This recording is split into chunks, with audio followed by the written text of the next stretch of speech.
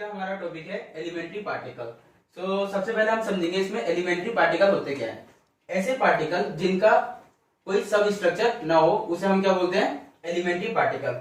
सो guys, elementary particle को हम दो पार्ट में डिवाइड कर सकते हैं। एक तो होता है बोसोन और दूसरा होता है फर्मियोन। अब बोसोन क्या होते हैं?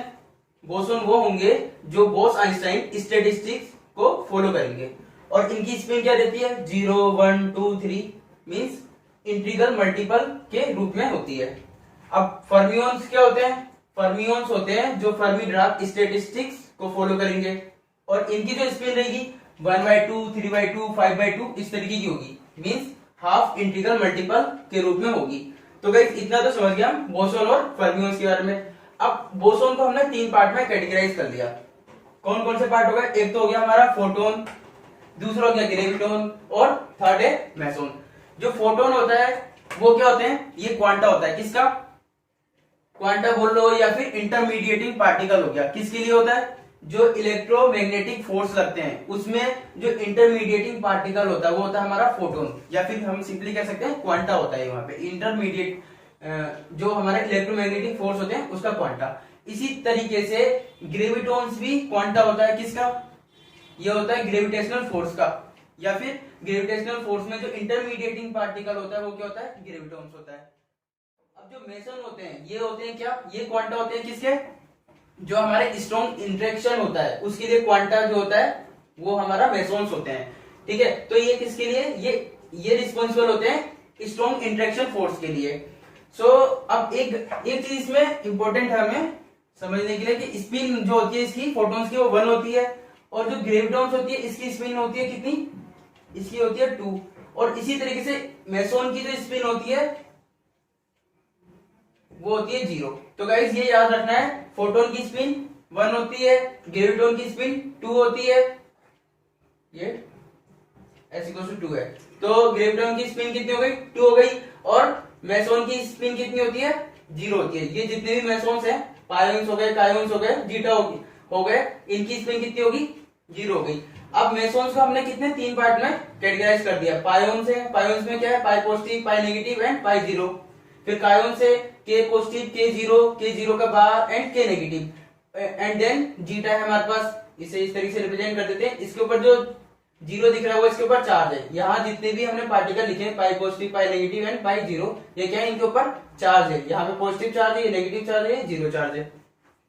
और गाइस एक चीज हमेशा ये याद रखना, ये जो 3 है ये ट्रिपलेट का सेट बनाएगा। ये 3 है ना, इसमें 3 पायोन्स आ रहे हैं तो ये क्या है, ट्रिपलेट है। इस सेट को बोल देते हैं ट्रिपलेट्स, ट्रिपलेट्स बोल देते हैं। और इसी तरीके से यहाँ पे कायोन्स में ये डबलेट्स होता है, के पॉजिटिव और के 0, ये डबलेट्स होगा। और इसी तरीके से दूसरा सेट होगा के पॉजिटिव के 0 बार और के नेगेटिव, ये भी डबलेट है और ये भी डबलेट है। तो ये डबलेट और डबलेट ये याद रखना, कहीं इन्हें 4 मत ले लेना इसमें। ओके गाइस, और जो जीटा होता है वो क्या है, सिंगलेट है। इसमें सिंपल 1 आ रहा है, जीटा ही है ना, दूसरा तो है नहीं इसमें, तो ये सिंगलेट हो गया। अब बात करते हैं फर्मियोन्स की। फर्मियोन्स में इसकी स्पिन का जितने भी दिए हैं हमारे पास, उसमें ये याद रखना जितने भी आ रहे हैं इसमें पार्टिकल हमारे, इनकी स्पिन कितनी रहती है, हाफ रहती है। जितने भी मैंने लिखे हैं इन सबकी स्पिन क्या है, हाफ रहेगी। तो ये अच्छा है याद करने का तरीका कि जितने भी यहाँ पे लिखे हैं सब क्या है, स्पिन क्या है इनकी, हाफ। अब बात करते हैं फर्मियोन्स को 2 पार्ट में डिवाइड कर लिया हमने। एक तो इलेक्ट्रॉन हो गया और दूसरा हो गया बेरियम्स। इलेक्ट्रॉन में क्या क्या आ गया हमारे, इलेक्ट्रॉन आ गए, म्यून आ गए एंड टाउ आ गया। और क्या गए, electron neutrino, then mu neutrino, then tau neutrino. ये जो दिख रहा है ना, ये न्यू जैसा, तो इसे बोलते हैं हम न्यूट्रिनो। ये न्यूट्रिनो है इलेक्ट्रॉन का, फिर ये है म्यून का न्यूट्रिनो, फिर ये है क्या, टाउ का न्यूट्रिनो। अब गाइस इलेक्ट्रॉन्स के बारे में देख लिया, अब बात करते हैं बेरियम्स के। तो बेरियम्स में हम बेरियम्स को 2 पार्ट में डिवाइड कर लेते हैं। एक तो होता है न्यूक्लियन और दूसरा होता है हाइड्रोन्स। जो न्यूक्लियंस होता है उसमें प्रोटॉन और न्यूट्रॉन को हम लेते हैं, और इसके प्रोटॉन और न्यूट्रॉन को लेते हैं। और इस ये रहता है सेट किसका, 2 आ रहे हैं ना इसमें, तो ये रहता है डबलेट्स, हमारा डबलेट्स हो गया। और इसी तरीके से हाइड्रोन है, हाइड्रोन में कौन कौन सा है, sigma positive, sigma negative and sigma 0। फिर xi negative and xi 0, then omega negative and lambda 0। So guys ये हो गया हमारा hadron, sigma hadron, and dihadron then omega hadron then lambda hadron. Lambda के ऊपर कितना चार्ज है? 0। अब गाइस ये सब तो हमने देख लिया, और एक चीज और इंपॉर्टेंट है इसमें बताना, ये जो बेरियंस है, बेरियंस एंड मेसोन्स, अगर इस इतने पार्ट को मैं अलग कर लूं, किसको? बेरियंस और मेसोन्स को, तो ये बनते हैं हमारे हेड्रोन्स, इन्हें बोल देते हैं हम हेड्रोन्स। तो गाइस ये याद रखना है, इन्हें बोलते हैं हेड्रोन्स। हेड्रोन्स बोलने की वजह क्या है? एक्चुअली में ये एलिमेंट्री पार्टिकल तो बोल रहे हैं हम, लेकिन ये क्या है? स्टैंडर्ड एलिमेंट्री पार्टिकल नहीं है। क्यों? क्योंकि ये कंपोजिट पार्टिकल है, ये एलिमेंट्री पार्टिकल की हेल्प के थ्रू बनते हैं। जैसे न्यूट्रॉन है तो न्यूट्रॉन बनता है क्वार्क की हेल्प से, प्रोटॉन है प्रोटॉन बनता है क्वार्क की हेल्प से, इसी तरीके से पायोन कायोन्स हो गए, और ये जितने भी हमारे सिग्मा हाइड्रोन है, डाई हाइड्रोन है, ओमेगा हाइड्रोन है, ये सब क्या बने? ये बनते हैं क्वार्क की हेल्प से। और गाइस ये रिस्पॉन्सिबल होते हैं स्ट्रॉन्ग इंटरेक्शन फोर्स के लिए। किसके लिए रिस्पॉन्सिबल होते हैं? स्ट्रॉन्ग इंटरेक्शन फोर्स के लिए। और जो इलेक्ट्रॉन होते हैं ये होते हैं वीक इंटरेक्शन फोर्स के लिए, वीक इंटरेक्शन फोर्स के लिए। ओके, और जो हमारे हेड्रोन्स है वो किसके लिए? स्ट्रॉन्ग इंटरेक्शन फोर्स के लिए। जैसे जो हमारी न्यूक्लियस है ना, उसमें स्ट्रॉन्ग इंटरेक्शन फोर्स होता है, तो वहां पे मेसोन रिस्पॉन्सिबल होते हैं उसके लिए। अब गाइस इतना तो हमने देख लिया। अब इसमें जो इंपॉर्टेंट पार्ट है, जो हम क्वेश्चन सोल्व करेंगे, हमारे नेट गेट में जो क्वेश्चन आते हैं उसमें उन क्वेश्चन को हम कैसे अटेम्प्ट कर सकते हैं, क्या चीज हमारे लिए उस जानना जरूरी है, वो है हमारे लिए यहाँ पे मल्टीप्लीकेशन नंबर।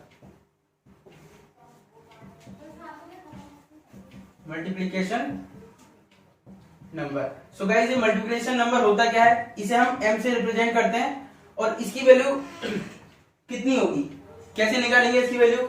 एक्चुअली में यहाँ पे ट्रिपलेट बोला था ना, यहाँ ध्यान देना, मैंने क्या होता है ट्रिपलेट, इसे डबलेट बोला था, इसे सिंगलेट बोला था। तो गाइस ये जो सेट बनने हैं ना, इन्हीं को हम बोलते हैं मल्टीप्लीकेशन नंबर। अगर ट्रिपलेट है तो मल्टीप्लीकेशन नंबर कितना हो गया? 3 हो गया। m की वैल्यू होगी 3 किसके लिए? पायोन्स के लिए। कायोन्स के लिए ये जो सेट था इसको क्या बोला था मैंने? डबलेट बोला था। तो यहाँ इसकी वैल्यू m की वैल्यू कितनी हो गई मल्टीप्लीकेशन नंबर की? 2, और इसके लिए भी 2, और यहाँ जीटा के लिए कितनी हो जाएगी? 1। सो मल्टीप्लीकेशन नंबर तो समझ गए। इसमें जो सिग्मा हाइड्रोन है इसमें मल्टीप्लीकेशन नंबर कितना है? 3 है, क्योंकि ये 3 का सेट है ना, तो इसके लिए मल्टीप्लीकेशन नंबर कितना हो गया? 3 हो गया। और यहाँ जाई है, जाई के लिए कितना हो गया? 2 हो गया। ओमेगा है, ओमेगा के लिए 1, लैम्डा के लिए 1, और यहाँ जो न्यूक्लियन है, न्यूक्लियन के लिए कितना होगा? 2 होगा। मल्टीप्लीकेशन नंबर कितना हो जाएगा इसके लिए? 2। सो गाइस मल्टीप्लीकेशन नंबर तो हम समझ गए कि जितने का वो सेट है, जितने पार्टिकल का, वो उसका मल्टीप्लीकेशन नंबर हो जाता है। अब बात करते हैं स्पिन अब बात करते हैं आइसो स्पिन की, आइसो स्पिन की, जिसे हम आई से रिप्रेजेंट करते हैं। और दूसरी बात करेंगे jet component of isospin की।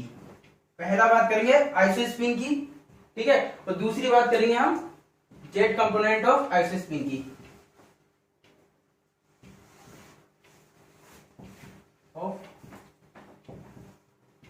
Isospin. सो ये होते क्या है, पहले समझते हैं आइसो स्पिन कैसे निकालेंगे, कैसे कैलकुलेट करते हैं इसे।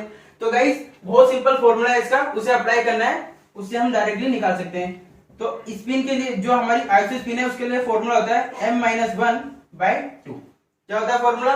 I = m-1/2। I क्या रिप्रेजेंट कर रहा है? आइसो स्पिन की वैल्यू को रिप्रेजेंट कर रहा है। m क्या है यहाँ पे? मल्टीप्लीकेशन नंबर है, मल्टीप्लीकेशन नंबर हो गया m। अब इसमें -1/2 कर दो, जिससे हमारी आइसो स्पिन की वैल्यू आ जाती है। अब गाइस एक इजी सा एग्जांपल ले लेते हैं कि इसे किस तरीके से कैलकुलेट करते हैं आइसो स्पिन की वैल्यू को। तो गाइस किसके लिए निकाले? चलिए पायोन्स का एग्जांपल ले लेते हैं। पायोन्स कितने का सेट है? ट्रिपलेट है ना ये, तो ट्रिपलेट के लिए मल्टीप्लीकेशन नंबर कितना हो गया? 3। तो पायोन्स के लिए अगर मैं निकालूंगा तो मल्टीप्लीकेशन नंबर कितना है? 3 है। तो 3 को यहाँ पुट कर देते हैं, कितना आ जाएगा? 3 - 1/2। इसे सोल्व करेंगे कितना आ जाएगा? यह आ जाएगा 2/2, मतलब कितना हो गया? 1। सो हमारे जो पायोन्स है उसके लिए आइसो स्पिन की वैल्यू कितनी आई है? 1 आई है। ओके, अब guys jet component of isospin की बात कर रहा हूं मैं। ये क्या लिखा है? Z component of isospin. तो Z component of isospin को पहले रिप्रेजेंट किससे करते हैं ये भी देख लेते हैं। इसे हम IZ से रिप्रेजेंट करते हैं। ओके गाइस, आई जेड से रिप्रेजेंट करते हैं। तो इसकी वैल्यू कैसे निकालेंगे? बहुत सिंपल है। जैसे कि आई की वैल्यू आई है, आइसोस्पिन की वैल्यू आई है कितनी, 1 आई है, तो ये जो वैल्यू होगी हमारी आई जेड, ये हो जाएगी 1, 0 एंड -1, 3 वैल्यू हो जाएंगी। अब इसमें 1 किसको इंडिकेट करेगा, 0 किसके लिए और -1 किसके लिए? जो 1 करेगा वो हो जाएगा पाई पॉजिटिव के लिए, पाई पॉजिटिव के लिए कितना हो गया 1, और पाई 0 के लिए हो जाएगा 0, एंड इसी तरीके से पाई नेगेटिव के लिए हो जाएगा -1। ओके गाइस, तो ये हो गए हमारे वैल्यूज किसके लिए, जेड कंपोनेंट ऑफ आइसोस्पिन के लिए। अब गाइस एक बार इसके लिए भी चेक कर लेते हैं। किसके लिए? कायोन्स के लिए। तो कायोन्स के लिए कितनी होगी? कायोन्स ये डबलेट है ना, तो डबलेट के लिए m=2, और आइसोस्पिन का फॉर्मूला होता है I=m-1/2, यानी कि कितना हो गया 2 - 1/2, यानी कि हाफ। तो हाफ वैल्यू आ गई इसकी। ये तो आ गई किसकी? आइसोस्पिन की वैल्यू। अब हमें निकालना क्या है? जेड कंपोनेंट ऑफ आइसोस्पिन, यानी कि आई जेड। ये हो जाएगा हमारा 1/2 एंड -1/2। जो 1/2 होगा वो होगा के पॉजिटिव के लिए, के पॉजिटिव के लिए, और -1/2 हो जाएगा हमारा के 0 के लिए। ओके गाइस, तो आई जेड की वैल्यू हमने यहाँ इसके लिए देख ली। अब इसी तरीके से एक बार न्यूक्लियस की भी निकाल के देख लेते हैं। न्यूक्लियन क्या है? डबलेट है, तो m कितना हो गया 2, आई की वैल्यू कितनी हो जाएगी 2 - 1/2, कितना हो जाएगा? ये भी 1/2 हो गया। तो इसमें भी हमारी 1/2 जो आई जेड वैल्यू आएगी वो कितनी हो जाएगी 1/2 एंड -1/2। तो 1/2 पी को इंडिकेट करेगा, और -1/2 न्यूट्रॉन्स के लिए हो जाएगा। प्रोटॉन्स के लिए हो गया 1/2 एंड न्यूट्रॉन्स के लिए हो गया -1/2। क्या है ये 1/2 and -1/2? Z component of isospin. किसके लिए? प्रोटॉन के लिए, और ये न्यूट्रॉन्स के लिए। ओके गाइस, इसी तरीके से हम सिग्मा हाइप्रोन, जाई हाइप्रोन और ओमेगा हाइप्रोन और लैम्डा हाइप्रोन के लिए भी इसे निकाल सकते हैं। अब गाइस इसमें एक इंपॉर्टेंट पार्ट और है। हमने क्या पढ़ा पहले? मल्टीप्लिकेशन नंबर और isospin, then Z component of isospin. अब पढ़ेंगे हाइपरचार्ज। ये हाइपरचार्ज क्या होता है, इसे कैसे कैलकुलेट करेंगे? तो बहुत सिंपल है गाइस। हाइपरचार्ज क्या होता है, इसका फॉर्मूला, इसे हम इंडिकेट करते हैं किससे? वाई से, कैपिटल वाई से हम इंडिकेट करते हैं, और ये होता है कि इसके इक्वल है 2 मल्टीप्लाई बाय एवरेज चार्ज। जो क्यू बार लिखा है मैंने, ये होता है एवरेज चार्ज। अब एवरेज चार्ज का मतलब क्या हुआ यहाँ पे? एवरेज से हम क्या समझेंगे? अगर कोई भी हमें वैल्यूज दे रखी है, सपोज 1, 3, 5, 6, ये मेरे को 4 नंबर दे दिए, तो मुझे इनका एवरेज निकालना, कैसे निकालूंगा? इन टोटल को सम कर दूंगा, 1 + 3 + 5 + 6, और कितने नंबर है टोटल? 4 है ना, तो 4 से डिवाइड कर दूंगा। ये क्या हो जाएगा? इसका एवरेज हो जाएगा। अब चार्ज का एवरेज निकालना है, तो चार्ज में जितना टोटल चार्ज है उसे सम करो, उसके बाद जितने नंबरों का हम चार्ज निकाल रहे हैं, कैलकुलेट कर रहे हैं, उससे डिवाइड कर दो, तो क्या आ जाएगा? Average charge. अब गाइस इसे एक एग्जांपल लेके करते हैं, उससे ज्यादा अच्छी तरीके से समझ आ जाएगा। सपोज मैं पायोन्स की बात कर रहा हूं। किसकी बात कर रहा हूं? पायोन्स की। 4 पायोन्स। तो पायोन्स के लिए जो एवरेज चार्ज होगा वो कितना होगा? +1 पाई पॉजिटिव के लिए, फिर -1 पाई नेगेटिव के लिए, फिर 0 किसके लिए? पाई 0 के लिए। तो और टोटल कितने हैं ये चार्ज? 3 है ना, 3 पार्टिकल के लिए निकालने, तो हम क्या करेंगे? सॉरी, 3 से डिवाइड कर देंगे इसे। तो गाइस इसकी वैल्यू कितनी आ जाएगी? +1 - 1 कितना हो गया? 0। तो गाइस ये तो हो गया 0/3 यानी कि 0। तो एवरेज चार्ज जो आया हमारा यहाँ पे वो कितना आ गया? 0 आ गया। अब जो हाइपर चार्ज है वो कितना होता है? 2 टाइम्स क्यू बार होता है। क्यू की वैल्यू तो 0 आ रही है क्यू बार की, तो ये कितना हो गया? 0, यानी कि जो हाइपर चार्ज आया उसकी वैल्यू कितनी आ गई? 0 आ गई। किसके लिए? पायोन्स के लिए। अब गाइस एक बार सिग्मा हाइप्रोन्स के लिए भी निकाल के देख लेते हैं। सिग्मा हाइप्रोन्स के लिए कितनी आएगी इसकी वैल्यू? किसके लिए देख रहे हैं? सिग्मा हाइप्रोन्स के लिए। तो गाइस सिग्मा हाइप्रोन्स के लिए एवरेज चार्ज कितना होगा? कितना होगा? कौन कौन से चार्ज इसमें? +1, then -1, then 0 by total charge कितने थे? 3। तो सेम इसमें भी कितना गया 0, यानी कि हाइपर चार्ज कितना हो गया 0 हो गया सिग्मा इलेक्ट्रॉन्स के लिए भी। बहुत सिंपल हो गया ये तो। अब एक बार कायोन्स के लिए भी निकाल के देख लेते हैं। कायोन्स के लिए कौन से सेट के लिए निकाले इसके लिए निकाल लेते हैं पहले से। तो इसमें क्यू बार कितना हो जाएगा, एवरेज चार्ज कितना होगा, कौन कौन से चार्ज है पॉजिटिव और 0, यानी कि +1 +0 कितना हो जाएगा, 2 से डिवाइड करेंगे, 2 ही तो चार्ज की बात कर रहे हैं, यानी कि 1/2। ये तो हो गया इसका एवरेज चार्ज। अब निकाल लेते हैं इसका हाइपर चार्ज, ये होता है 2 टाइम्स क्यू बार, तो 2 टाइम्स 1/2 कितना आ जाएगा 1। तो 1 आ गई किसकी हाइपर चार्ज की वैल्यू, किसके लिए, कायोन्स के लिए, याले सेट के लिए। अब बात करते हैं याला सेट भी निकाल लेते हैं, जो इसका सेकंड सेट है। इसमें क्यू बार कितना होगा, इसमें हो जाएगा 0 और -1/2। कौन कौन से चार्ज है, एक तो ये हो गया K0 बार, ये तो एंटी पार्टिकल है, यहाँ पे चार्ज चेंज नहीं होता है, 0 थोड़ी चेंज हो जाएगा। तो फिर कितना हो जाएगा हमारा ये -1/2। तो एवरेज चार्ज की वैल्यू कितनी होगी -1/2। तो एवरेज चार्ज कितना गया -1/2। हाइपर चार्ज कितना हो जाएगा 2 टाइम्स क्यू बार, तो 2 × -1/2 कितना आ जाएगा -1। तो जो हाइपर चार्ज की वैल्यू आई है किसके लिए, कायोन्स के दूसरे सेट के लिए, एक तो -1 आई है, और जो पहले सेट के लिए आई थी वो क्या थी +1। पहला सेट याला था और दूसरा सेट याला है। ओके गाइज, उसी तरीके से हम इसके लिए भी निकाल सकते हैं। यहां पे भी कितना आ जाएगा हमारा एवरेज चार्ज, क्या है ये डाइहाइड्रोन है ना, तो डाइहाइड्रोन के लिए एवरेज चार्ज कितना हो जाएगा -1 + 0/2, यानी कि -1/2। और जो हाइपर चार्ज हो जाएगा वो कितना हो जाएगा 2 क्यू बार, 2 × -1/2, यानी कि कितना हो गया -1। तो हाइपर चार्ज की वैल्यू जाई बार के लिए भी कितनी आ जाएगी -1। ओके गाइस, अब हाइपर चार्ज देख लिया हमने। अब देखते हैं क्या स्ट्रेंजनेस नंबर। ये स्ट्रेंजनेस नंबर कैसे निकालेंगे, ये भी इंपॉर्टेंट पार्ट है इसका। इसे रिप्रेजेंट करते हैं हम S से, किसको, स्ट्रेंजनेस नंबर को।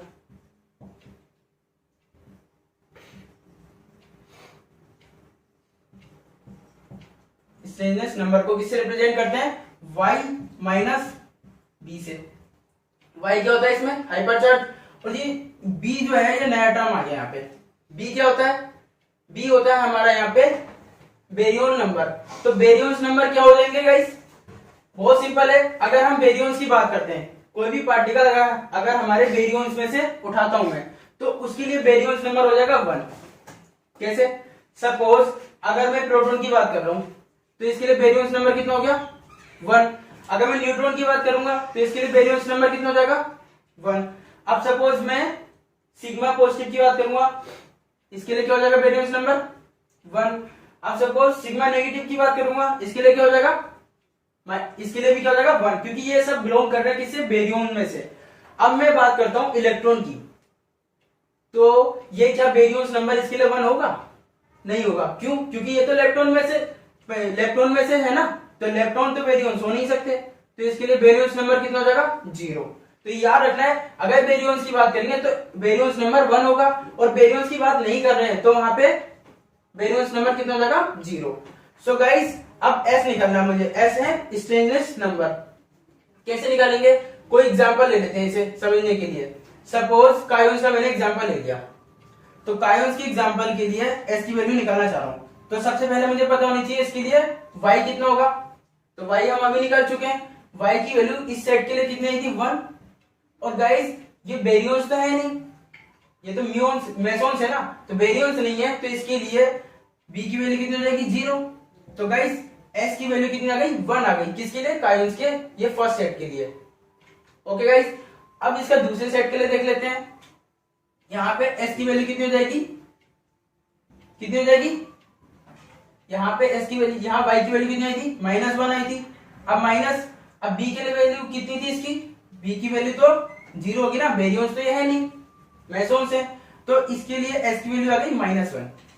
ओके गाइस, तो 1 हो गई किसके लिए, इस फर्स्ट सेट के लिए, और -1 हो गई इस सेकंड सेट के लिए। तो इतना हमें याद रखना है, और याद भी नहीं रखना है हमें, ये फॉर्मूले हैं, फॉर्मूले से सिंपली हम निकाल सकते हैं।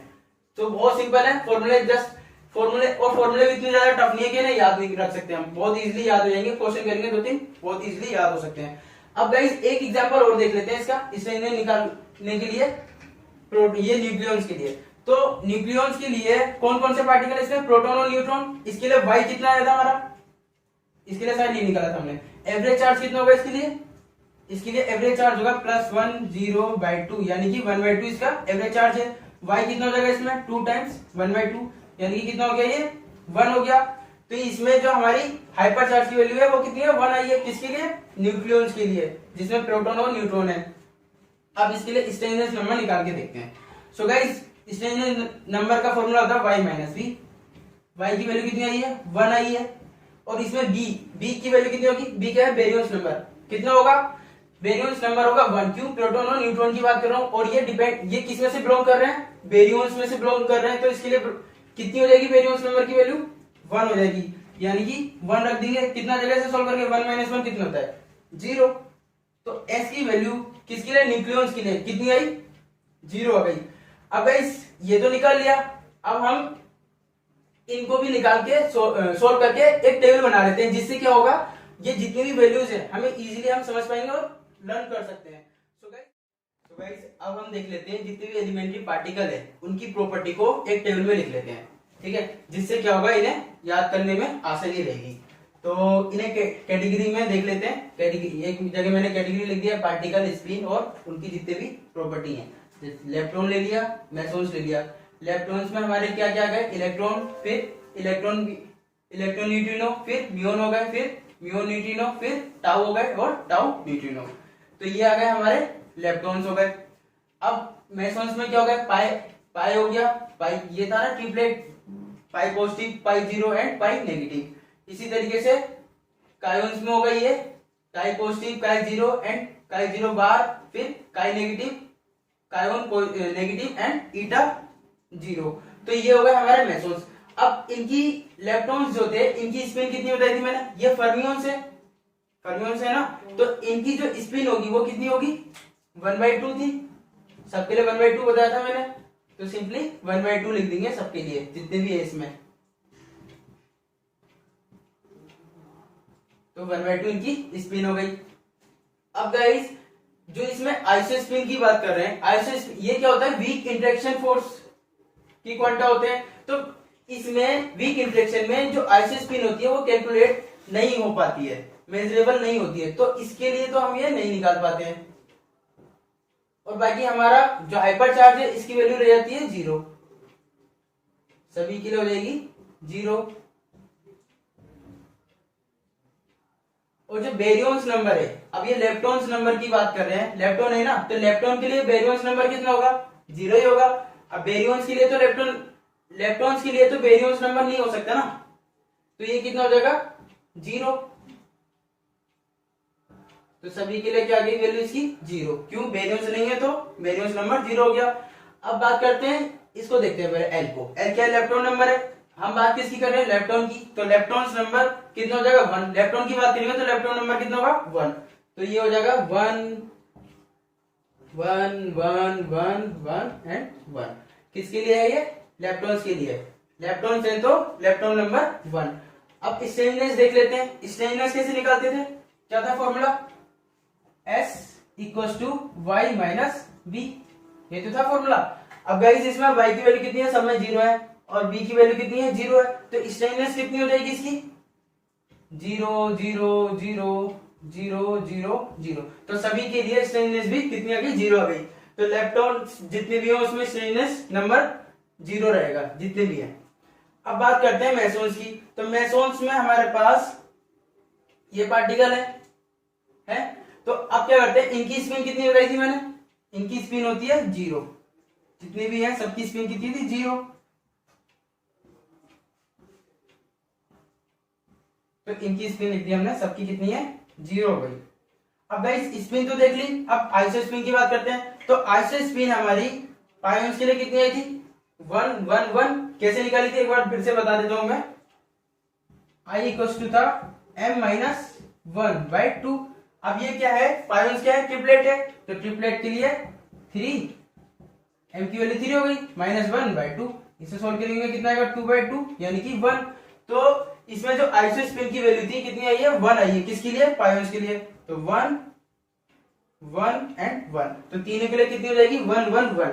अब Z component of isospin, Z component कैसे लिखा था हमने 1 0 एंड -1, ये पाई पॉजिटिव के लिए और ये पाई 0 के लिए और ये पाई नेगेटिव के लिए, ऐसे ही तो बताया था। तो यहाँ पे कितना हो जाएगा हमारा, पहला है पाई पॉजिटिव +1, फिर 0 के लिए 0, फिर पाई नेगेटिव के लिए -1। ओके गाइस, अब यहाँ पे कायोन्स के लिए भी देख लेते हैं। तो कायोन्स के लिए कितनी आई थी इसकी वैल्यू, एक बार निकाल के बता देता हूं। I = m-1/2 कायोन्स, ये जो है सेट डबलेट है ना, तो 2 - 1/2 कितना जाएगा 1/2, यानी कि इसमें आइसोस्पिन की वैल्यू कितना आ गई 1/2 दोनों के लिए। अब जेड कंपोनेंट देखेंगे तो 1/2 और -1/2 हो जाएगा। ओके गाइस, अब इसी तरीके से हमने ये भी क्या है डबलेट है, तो इसके लिए कितनी वैल्यू आई थी, इसके लिए भी 1/2 आई थी ना, तो 1/2 एंड 1/2। और जो हमारा जेड कंपोनेंट ऑफ आइसोस्पिन निकालेंगे तो के नेगेटिव के लिए तो ये हो जाएगी -1/2 और के 0 बार के लिए हो जाएगी 1/2। तो एक चीज देखिए हमने यहाँ पे, जो जेड कंपोनेंट ऑफ आइसोस्पिन होता है किसके लिए, एंटी पार्टिकल के लिए वो चेंज हो जाता है। तो ये गाइस याद रखना, ये इंपॉर्टेंट प्रॉपर्टी है। जब एंटी पार्टिकल की बात करेंगे तो जेड कंपोनेंट चेंज हो जाता है आइसोस्पिन का, लेकिन आइसोस्पिन चेंज नहीं होती है। यहाँ पे इसकी मैग्नीट्यूड वैल्यू में कोई भी साइन में कोई चेंज हुआ है, आइसोस्पिन में तो नहीं हुआ है, लेकिन जेड कंपोनेंट ऑफ आइसोस्पिन में चेंज हुआ है। तो अब देख लेते हैं जीटा के लिए। तो जीटा के लिए वैल्यू कितनी थी, सिंगलेट है ना, तो सिंगलेट के लिए m की वैल्यू 1 1/2 यानी कि आइसोस्पिन 0, तो इसके लिए आइसोस्पिन आ गई 0, जेड कंपोनेंट भी 0 हो जाएगा। अब देख लेते हैं इसमें y की वैल्यू। तो y से पहले देखते हैं हम b कितना होगा, क्या ये बेरियंस नंबर है, बेरियन की बात कर रहे हैं, मेसोन्स है ना, बेरियंस तो है नहीं, तो बेरियंस नहीं है, तो इसकी वैल्यू यहाँ पे कितनी हो जाएगी 0।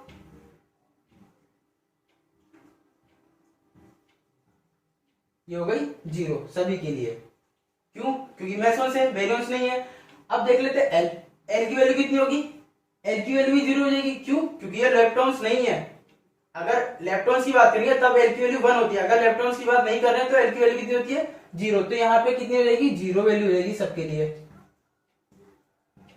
तो ये सभी के लिए कितनी हो गई 0 वैल्यू हो गई लेप्टॉन नंबर की। अब बात करते हैं इसमें हाइपर चार्ज निकाल लेते हैं। तो हाइपर चार्ज निकालने के लिए क्या करते हैं हम, क्या होता है फॉर्मूला हाइपर चार्ज के लिए, हाइपर चार्ज का फॉर्मूला होता है हमारा 2 times average charge, 2 times of average charge, ये तो होता है फॉर्मूला। तो सबसे पहले किसके लिए निकालना है, मुझे इसके लिए निकालना है, ये हम एक बार देख चुके थे, फिर भी दोबारा देख लेते हैं। तो 2 इंटू इसमें एवरेज चार्ज कितना होगा 0 हो जाएगा ना, +1 0 -1 प्लस माइनस कितना हो गया 0, तो ये तो 0 हो गया, तो y की वैल्यू आ गई 0, किसके लिए पायोन्स के लिए। तो हाइपर चार्ज आया है हमारा पायोन के लिए 0। कायोन्स के लिए निकाल के देख लेते हैं, क्या है +1 है ना, +1 0 कितना हो जाएगा 1, तो y = 2 टाइम्स ये हो जाएगा एवरेज, इसका जो सम होगा चार्ज का कितना है 1, एवरेज निकालने तो 2, क्यों, क्योंकि 2 का सेट है डबलेट है, तो 1/2 यानी कि कितना गया 1, तो इसके लिए हाइपर चार्ज की वैल्यू कितना है 1 आई है, किसके लिए आई है हाइपर चार्ज की वैल्यू कायोन्स के लिए, तो 1 एंड 1। अब दूसरे सेट के लिए देखते हैं, इसमें कितना है टोटल चार्ज हमारा -1, तो y = 2 इंटू -1/2, टोटल चार्ज कितना है -1 और डबलेट है तो 2 से डिवाइड कर दिया, तो इसकी वैल्यू कितनी आई -1। सो गाइस -1 आ गई हमारी हाइपर चार्ज की वैल्यू इसके दूसरे सेट के लिए। अब जीटा के लिए देख लेते हैं, जीटा में कितना होगा टोटल चार्ज 0 ही होगा ना, 0 ही तो है, एक ही तो है और सिंगलेट है, तो 1 से डिवाइड करेंगे यानी कि 0 ही रहा, तो y की वैल्यू कितनी हो गई 0। तो हाइपर चार्ज की वैल्यू जीटा के लिए कितनी आ गई 0 आ गई। अब क्या करते हैं s देखते हैं, s की वैल्यू क्या होती है, s कैसे निकालते हैं हम, स्ट्रेंजनेस नंबर है ना, एस निकलता है हमारा y माइनस बी से। तो गाइस y की वैल्यू हमें पता है, यहाँ पे b की वैल्यू पता है, सिंपली दोनों को सब्ट्रैक्ट कर लो, उससे क्या आ जाएगा हमारा s की वैल्यू आ जाएगी स्टेनलेस नंबर की। तो यहाँ पे सब्ट्रैक्ट करेंगे कितना आ जाएगा, 0 से 0 0 हो गया, 0 से 0 0 हो गया, 0 से 0 माइनस 0, 1 में से 0 माइनस 1, 1 में से 0 माइनस कितना आएगा 1, और -1 में से 0 करेंगे तो -1, -1 में से 0 माइनस करेंगे कितना आएगा -1, और 0 में से 0 माइनस करेंगे 0। सो गाइस जो हमारा जीटा था उसके लिए स्टेनलेस नंबर आया 0, कायोन्स के जो सेट है यहाँ पे उसके लिए आया है -1, और जो पहला सेट था उसके लिए आया है +1, और जो हमारे पायोन्स थे इसके लिए स्टेनलेस नंबर कितना है 0 0 0, ये याद रखना है हमेशा। अब गाइस हमने मेसोन्स देख लिया, लेप्टॉन्स देख लिए, अब क्या देखते हैं बेरियंस देख लेते हैं। जितने बेरियंस है उनके लिए इनकी प्रॉपर्टी किस तरीके से वेरीज होगी। तो अब हम बात करते हैं न्यूक्लियॉन्स की और हाइपरचार्ज की। अब गाइस न्यूक्लियॉन्स में हमारे क्या क्या थे, प्रोटॉन थे और न्यूट्रॉन थे, और हाइपरचार्ज में क्या थे, सिग्मा हाइपरचार्ज थे, और चाहे हाइपरचार्ज हो गए ओमेगा हो गया और लैम्डा हो गया। सो गाइस स्पिन ये सब क्या है, फर्मियंस है, स्पिन तो इनकी सबके लिए क्या रहेगी, हाफ ही रहनी है, तो इन्हें हाफ लिख देते हैं सबके लिए।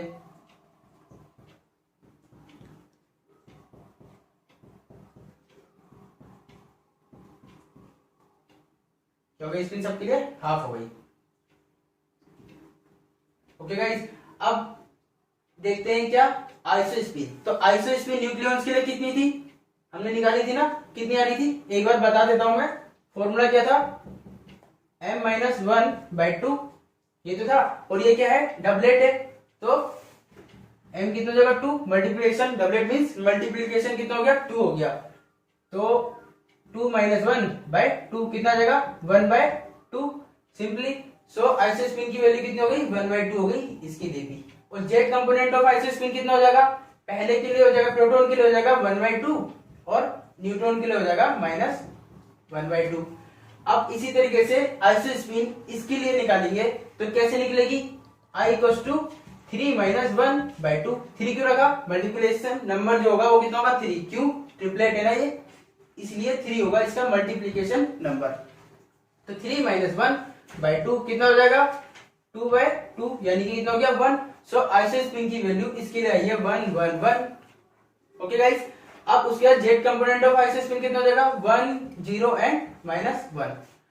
जाई के लिए निकालेंगे, ये क्या है डबलेट है, डबलेट के लिए अभी हमने सोल्व किया था, कैसे आती है 2 रख देंगे, 2 - 1/2 यानी कि 1/2। सो 1/2 एंड 1/2, इसके लिए कितनी हो जाएगी, माइनस वाले के लिए -1/2 और 0 वाले के लिए +1/2।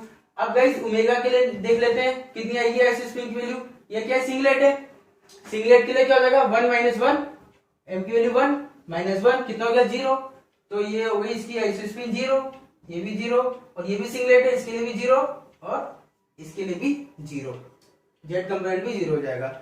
अब गाइस आइसोस्पिन और जेड कंपोनेंट ऑफ आइसोस्पिन हमने देख लिया। अब बात करते हैं हाइपरचार्ज की। हाइपरचार्ज कैसे निकालेंगे, क्या होता है फॉर्मूला हाइपरचार्ज का, थोड़ा इसे रफ कर लेते हैं। हाइपरचार्ज का फॉर्मूला क्या होता है गाइस, y = 2 * एवरेज चार्ज होता है। तो अगर हम इसके लिए निकाल रहे हैं तो इसके लिए एवरेज चार्ज कितना हो जाएगा 2 * एवरेज चार्ज, न्यूक्लियॉन के लिए एवरेज चार्ज कितना हो जाएगा +1 और ये 0, यानी कितना होगा 1/2, क्यों, क्योंकि डबलेट है इसलिए 2 से डिवाइड करना पड़ेगा। समझ रहे हैं ना गाइस, 1 + 0 कितना हो जाएगा 1 हो जाएगा, और ये डबलेट का सेट है तो 2 से डिवाइड करना पड़ेगा एवरेज निकालने के लिए। इसकी वैल्यू कितनी हो जाएगी 1 हो गई ना सिंपली, तो यहाँ पे 1 लिख देंगे हम। अब यहाँ पे इसी तरीके से हाइपर चार्ज निकालते हैं, इसके लिए गाइस यहाँ पे टोटल चार्ज कितना है 0, ये तो बहुत इजी हो गया। अगर टोटल चार्ज 0 है तो हाइपर चार्ज भी कितना हो जाएगा 0 हो जाएगा। तो गाइस इसके लिए हाइपर चार्ज की वैल्यू कितनी हो गई 0 हो गई। अब यहां देख लेते हैं, यहाँ पर टोटल चार्ज कितना है -1 है ना, तो यहाँ पे हमारा जो हाइपर चार्ज है वो कितना हो जाएगा -2 * -1/2 यानी कि -1। तो इस सेट के लिए जो हाइपर चार्ज की वैल्यू आई है वो कितनी आई है -1। So -1 and -1। अब ओमेगा के लिए देख लेते हैं हाइपर चार्ज की वैल्यू। ओमेगा के लिए कितनी हो जाएगी, y equal to 2 into total charge कितना है इसमें, -1 है, -1 है ना। अब ये तो सिंगलेट है तो इसे हम 1 से डिवाइड करेंगे तो आएगा कितना, -2 आ गया इसका हाइपर चार्ज, इसे -2 लिख देते हैं। अब लेमडा की बात करते हैं। लेमडा में टोटल चार्ज कितना आ रहा है, 0 आ रहा है, तो इसके लिए 2 की 0 से मल्टीप्लाई करेंगे कितना आएगा, 0 आ जाएगा। तो इसके लिए हाइपर चार्ज की वैल्यू कितनी हो गई, 0। किसके लिए, लेमडा के लिए। अब बात करते हैं बेरियंस नंबर की। सो गाइस ये न्यूक्लियंस हो गए और हाइपर चार्ज हो गए, ये सब क्या है, बेरियंस ही है। तो बेरियंस के लिए बेरियंस नंबर हमेशा 1 रहेगा। तो सबके लिए इसकी वैल्यू 1 हो गई। ओके गाइस, बेरियंस नंबर देख लिया। अब देखते हैं इलेक्ट्रॉन नंबर। अब बेरियंस की बात कर रहे हैं, ये सब क्या है, न्यूक्लियन और हाइपर चार्ज क्या है, बेरियंस है, इलेक्ट्रॉन तो है नहीं। तो इलेक्ट्रॉन नंबर कितना हो जाएगा, 0।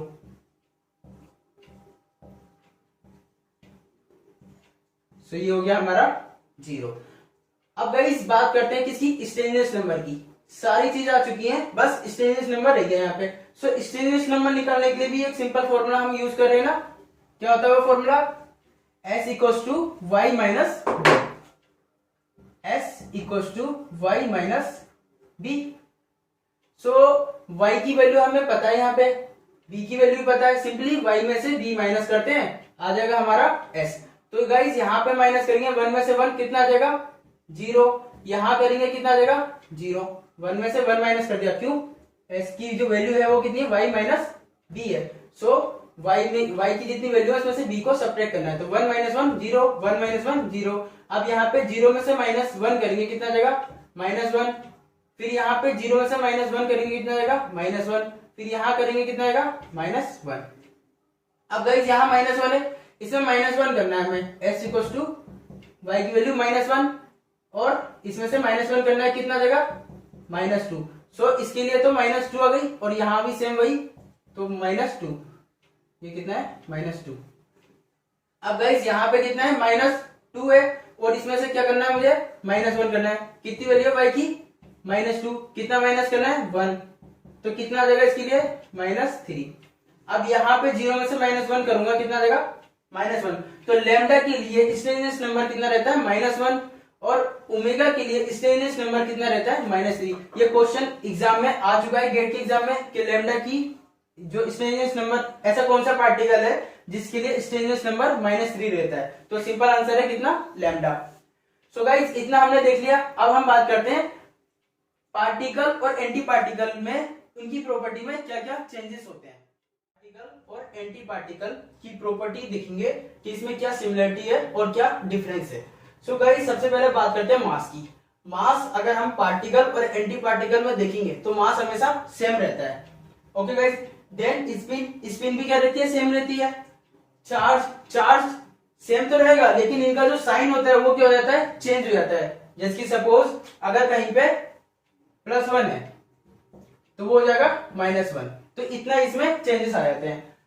अब बात करते हैं आइसोस्पिन की। आइसोस्पिन तो हम कायोन्स के केस में देख चुके हैं। आइसोस्पिन सेम रहेगी एंटी पार्टिकल के लिए भी। जैसे कि मैंने ये एग्जांपल लिया था वहां पे K0 और K⁻0, तो इनकी जो स्पिन थी वो दोनों सेम थी ना, जो आइसोस्पिन थी वो दोनों के लिए सेम थी। लेकिन जेड कंपोनेंट था वो चेंज हो गया था। एक के लिए आ रहा था 1/2 और दूसरे के लिए कितना आ रहा था, -1/2। इसके लिए वैल्यू कितनी थी, -1/2 और इसके लिए कितनी आई थी, 1/2 आ गई थी। चेंजेस हो गया था ना इसमें। तो जब हम isospin, Z component of isospin की बात करेंगे तो इसका जो मैग्नीट्यूड है वो तो सेम रहेगा लेकिन साइन में चेंज आ जाएगा। ओके गाइस, अब बात करते हैं किसकी, हाइपर चार्ज की। तो हाइपर चार्ज में भी सेम वही केस है जैसे जेड कंपोनेंट ऑफ आइसोस्पिन में था। ये सेम तो रहेगा लेकिन इसका साइन चेंज रहेगा। वैसे ही हमारा स्टेनलेस नंबर भी उसी तरीके से वेरी होगा, ये सेम रहेगा लेकिन साइन चेंज हो जाएगा। उसी तरीके से बेरियन नंबर और लेप्टोन नंबर भी चेंजेस होंगे, सेम तो रहेंगे लेकिन साइन में चेंज आ जाएगा। अब गाइस ये तो हमने इसमें पार्टिकल और एंटी पार्टिकल की प्रॉपर्टी देख ली, क्या सिमिलरिटी है और क्या डिफरेंस है। अब बात है जो अगर हमें एग्जाम में दिया हो, एक equation they the by chance, अब पूछा जाएगा कि इक्वेशन कंजर्व किसके लिए है, स्ट्रॉन्ग फोर्स के लिए है, वीक के लिए है, या इलेक्ट्रोमैग्नेटिक के लिए है, या जो इक्वेशन दी है वो पॉसिबल है भी या नहीं। तो कोई भी इक्वेशन पॉसिबल होगी तब जिसमें जब वो कंजर्व होगी, और अगर वो स्ट्रॉन्ग कब हो सकती है, जब उसमें कुछ कुछ चीजें कंजर्व हो, जैसे कि चार्ज कंजर्व होगा, लीनियर मोमेंटम कंजर्व होगा, स्पिन कंजर्व होगा, और इलेक्ट्रॉन नंबर कंजर्व हो गए, बेरियन नंबर कंजर्व होगा, आइसो स्पिन हो गई, और जेट कंपोनेंट हो गए, और स्ट्रेंजेस नंबर हो गए, हाइपर चार्ज हो गए, पेरिटी हो गए। तो इस टाइप की चीजें जब उसमें कंजर्व होगी तो वो क्या रहेगा, स्ट्रॉन्ग रिएक्शन रहेगी, स्ट्रॉन्ग इंटरेक्शन वाली रिएक्शन रहेगी। अब इलेक्ट्रोमैग्नेटिक के लिए क्या क्या चीज कंजर्व होनी चाहिए, चार्ज कंजर्व रहता है, लीनियर मोमेंटम रहता है, स्पिन रहती है, सिर्फ क्या कंजर्व नहीं है इसमें, आइसो स्पिन कंजर्व नहीं है, बाकी जेट कंपोनेंट ऑफ पेरिटी वगैरह होगा, ये सब चीजें इसमें क्या है, कंजर्व है। अब बात करते हैं वीक के लिए। वीक में क्या है, ये सारी चीजें कंजर्व है यहाँ तक का, बेरियन नंबर तक का, लेकिन आइसो स्पिन होगी वो कंजर्व नहीं है, फिर जेट कंपोनेंट हो गया उसका वो भी कंजर्व नहीं है, एस स्टेनलेस कंजर्व नहीं है, और हाइपरचार्ज कंजर्व नहीं है, और पेरिटी भी कंजर्व नहीं है। सो गाइस यहाँ पे पेरिटी आ रहा है, पेरिटी भी एक बार समझ लेते हैं क्या होती है पेरिटी। सपोज मेरे पास कोई वेव फंक्शन है साई, और ये स्पेस कंपोनेंट और टाइम कंपोनेंट का, स्पेस कंपोनेंट और टाइम कंपोनेंट को यहाँ पे रिप्रेजेंट कर रहे हैं आर और टी से। सो सपोज मैंने इसमें एक पी ऑपरेटर अप्लाई कर दिया जो क्या है, पेरिटी ऑपरेटर है। तो पेरिटी ऑपरेटर कहीं पे किसी भी वेव फंक्शन में अप्लाई करने का मतलब होता है उसमें स्पेस कंपोनेंट को प्लस से माइनस चेंज कर देना, उसके मैग्नीट्यूड को प्लस से माइनस चेंज कर देना। तो गाइस अब इस जो वेव फंक्शन है इसमें क्या होगा, इसकी वैल्यू में दो तरीके से चेंज हो सकते हैं, या तो ये प्लस हो जाएगा या तो माइनस हो जाएगा, या तो प्लस हो जाएगा या तो माइनस हो जाएगा। तो इस तरीके से p की वैल्यू कितनी है, +1 और -1 आ रही है। तो अगर p की वैल्यू, इफ p की वैल्यू आई है हमारी कितनी, प्लस आती है, तो क्या है, पॉजिटिव पेरिटी हो जाएगी। और सपोज इफ p की वैल्यू आई है नेगेटिव, देन वो क्या हो जाएगी, नेगेटिव पेरिटी।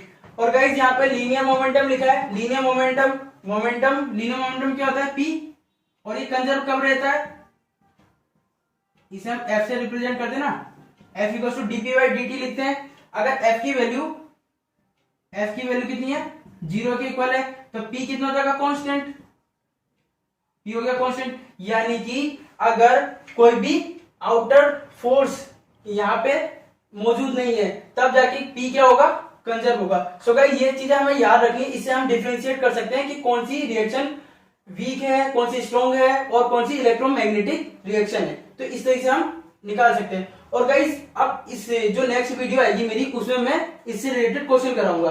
तो जब तक अगर आपको ये जो मैंने वीडियो बनाई है वो समझ आई हो, थोड़ा पार्ट भी आपने इससे सीखा हो, तो इसे लाइक जरूर कीजिएगा। और अगर आप इस चैनल पर नए हो, आपने चैनल को सब्सक्राइब नहीं किया है, तो चैनल को सब्सक्राइब जरूर कर दीजिएगा कि आने वाली वीडियो का नोटिफिकेशन आपको मिल जाए। और जब तक के लिए थैंक यू गाइस।